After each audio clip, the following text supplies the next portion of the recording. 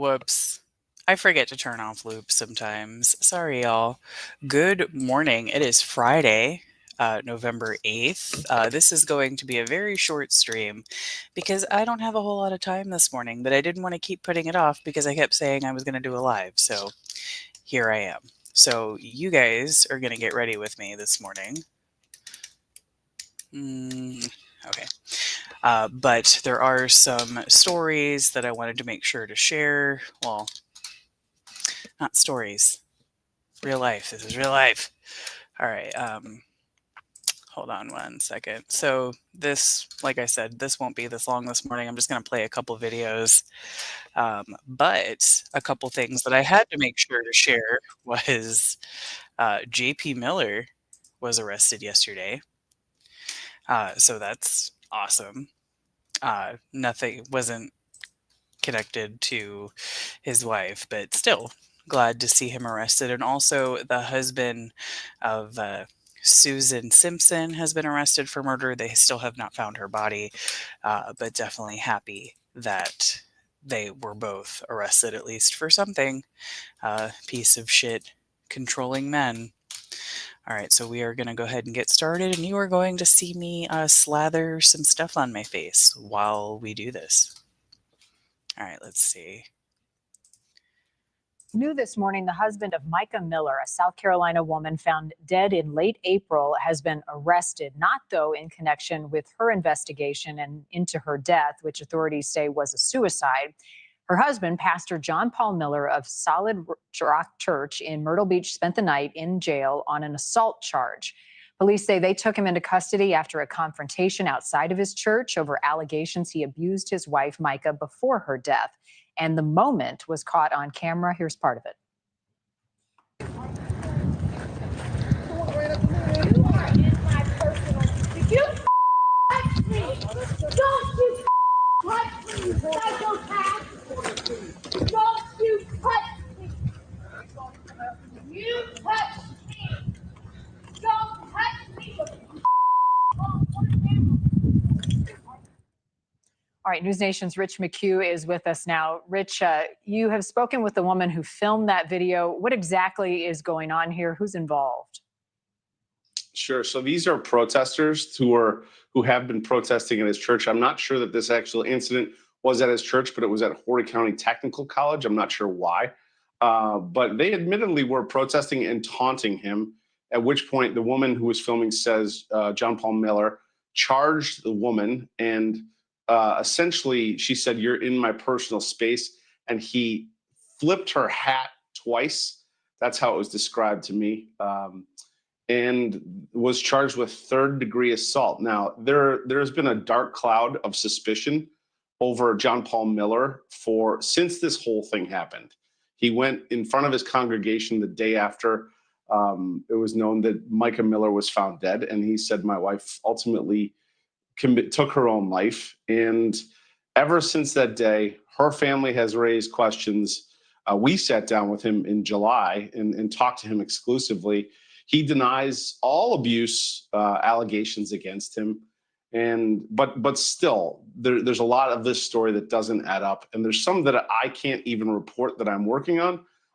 We do know that the FBI last week raided his home, spent several hours there, taking out computers, taking out hard drives. So there is certainly a cloud around him right now, and people believe that the circle is tightening, if that's the way to put it, Marnie.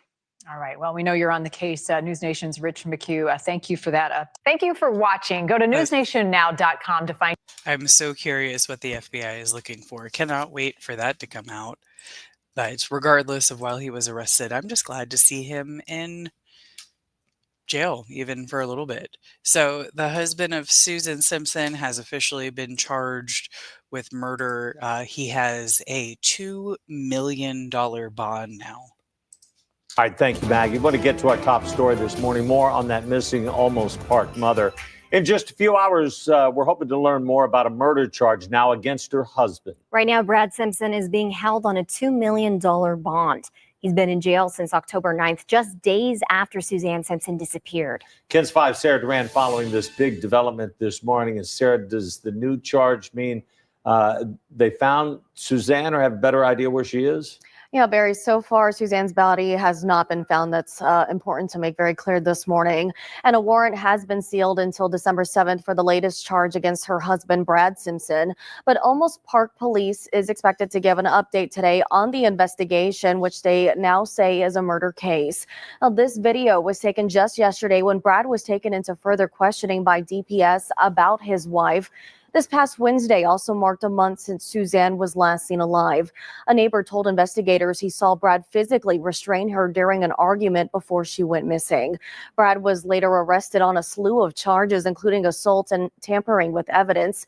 Since then, there has been multiple searches for Suzanne. The most publicized one was in a landfill east of San Antonio, where investigators dug through trash. But after 4 days, there were no signs of Suzanne found. Her 20-year-old daughter, Chandler, has been vocal online about this. Just this week, she posted this to social media, saying in part, "My father took my mother's life in a state of rage and control."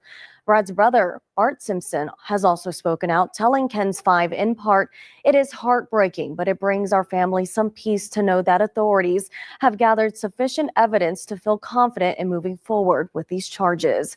Brad's murder charge comes with a $2 million bond, like y'all said, but collectively his bond amount is a $5 million total, taking into account all of those charges.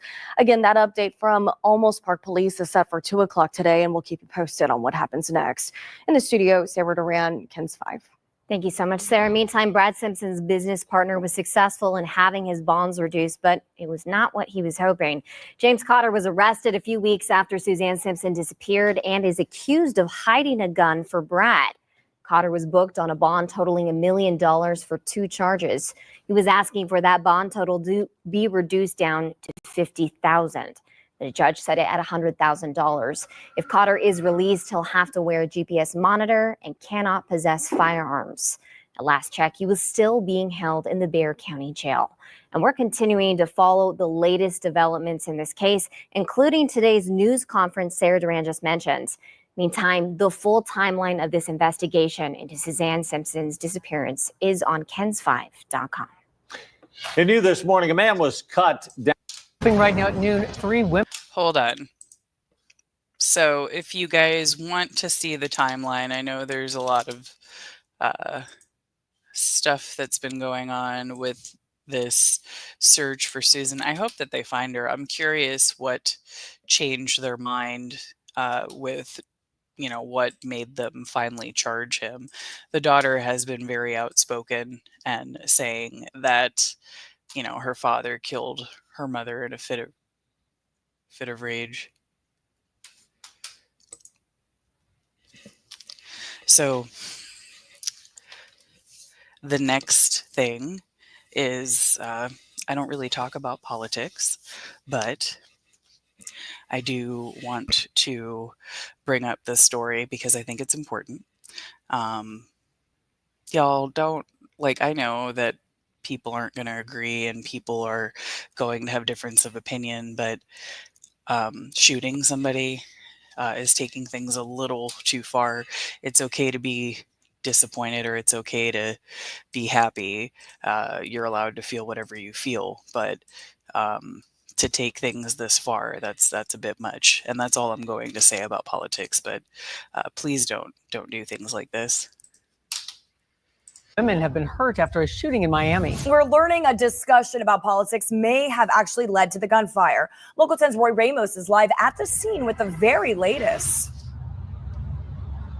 Yeah, we're right here in the neighborhood. Things have since cleared, but it looked much differently just a few days ago. We're told that this shooting happened off in the distance right there where you can see that boarded up front door to that building. City of Miami police are now investigating that shooting that happened near Northwest 5th Place and 20th Street early Tuesday morning. Investigators said just after midnight on Election Day Tuesday, there was an argument between a group of people that were gathered outside of that building that you're looking at. Witnesses say that they were drinking and discussing politics when one person became upset, went to their car, grabbed a gun, and then opened fire, hitting 3 women. The 3 victims were rushed to Jackson's Trauma Center to be treated for their injuries, while 2 of the women are now in stable condition. One is fighting for her life after being shot in the stomach.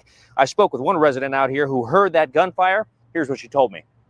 I hear somebody screaming, and then the sirens coming. So, And yeah. does that worry you at all that happened right here next to where you live? Just a little bit, yeah, because it's very common around here. There are good people, in this complex. So I don't know, but I don't think that was political. And while that resident doesn't seem to believe that this was political, investigators do. They do believe they know who is responsible for this. That said, no arrests have been made. So if you have any information that could help them, you are urged to contact Miami-Dade Crime Stoppers. That number, 305-471-TIPS. For now in the city of Miami, Roy Ramos, Local 10 News. So I am trying to find matching socks, but I have been unable to do so. So that is actually going to be it for the crime videos this morning, because like I said, I do have to go, but I've been putting off the lives, and I don't want to be a liar. I like to keep my word, but I do want to show I have some happy animal videos. Where are you? Oh, here we go. My favorite. It's one of my favorite things. Hold on. I gotta do the thing, right?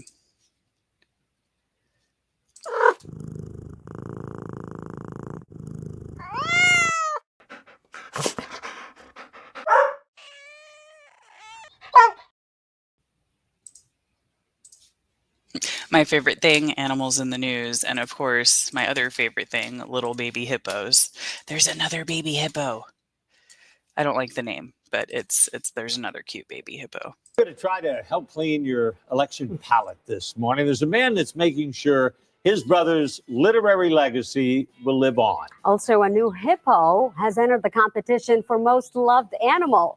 Maggie Laughlin has more on what's trending on this Wednesday morning. Hi, good morning, guys. Yes, I have your good stories, so just stick with me. Maybe this will get your mind off things if you need that to happen. So move over, Moodang. You know Moodang, famous Moodang. Okay, there's a new favorite hippo in Scotland coming for your crown, Moodang. A zoo in Edinburgh is hoping that Haggis, the baby pygmy hippo, will become a social media star. Oh, how cute. Like Thailand's popular Moodang.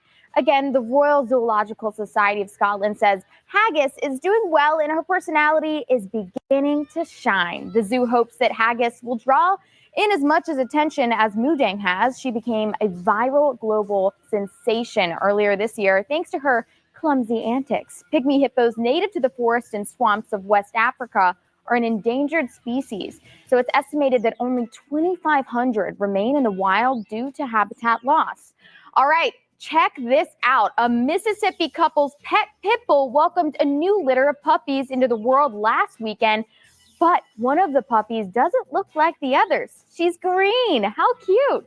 Some might think it's a viral ad for the movie Wicked, but it's not. Not to be fooled with Wicked, guys. This is a rare occurrence when the dog's fur gets dyed in the womb by a green pigment found in bile.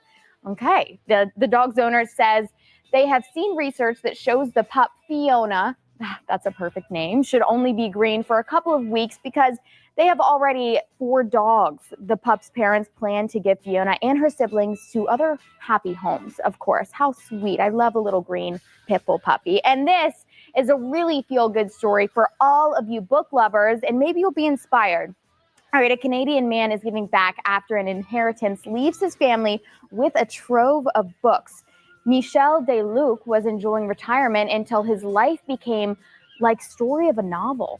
So when his brother died, he left behind his collection of about 40,000 books. You heard that right. Michel didn't even know his brother, a former library technician, had been collecting books for over 60 years. And after donating about 10,000 of those books throughout Quebec, he decided to start a secondhand bookstore. So Michel sells the books for less than $10 on average, and he hopes some of the books his brother never got to finish himself will be enjoyed by someone else. I love that feel-good story. I think we all needed that this morning. And I have a question for all of you. Yes. I know Paul doesn't read very often, but does anyone else have a favorite book? Let's get people inspired. Okay. Grapes of Wrath. Okay. Excellent. Very good. I'd probably have Oh, to say it's the Count amazing. of Monte Cristo. Okay. Right now for me, Dear Zoo, which Bella absolutely loves. Oh, there you go. Okay. No, but in all seriousness, I love The Kite Runner by Khaled Hosseini, Okay. which was an amazing book. How about Mockingbirds Love Pecans? Did Story you look about that up? Texas.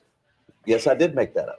Okay, perfect. Well, you can also But hey, make it's but It's it's the book you're Paul's working going to on. write, but Maggie. maybe it's a book I'm working on. Well, you're all children's book. inspiring Paul to read, so this will be good. He reads a lot about the weather, but maybe we can switch things up a little bit. You Paul. better start Maybe reading so. to Ezra.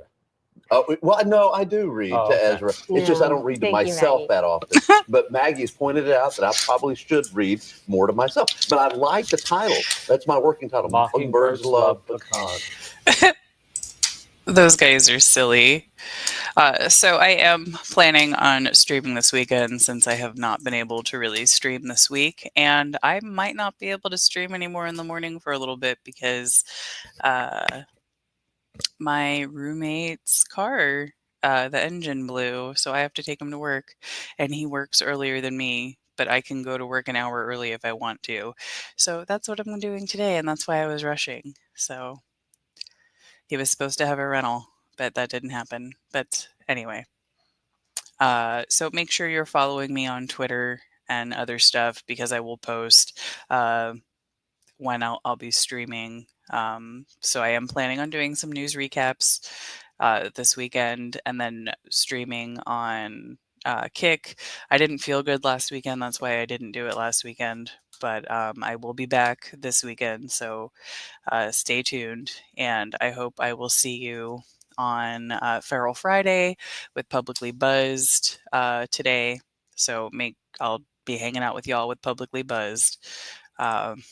If I'm pretty sure everybody in here is already following Publicly Buzzed, but let me just pull up their channel real quick so I can share their link.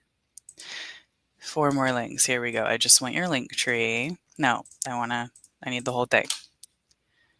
Here we go. Well, sorry this was so fast this morning, but I definitely wanted to pop on and say hello because I kept saying I was going to stream and then I didn't. So I wanted to keep my word. I didn't want to lie again.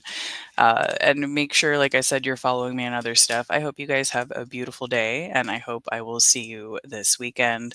I love you all, and I hope that you have an excellent Friday and a great start to your weekend. Bye, all. If I can find the right button. Okay, bye, all.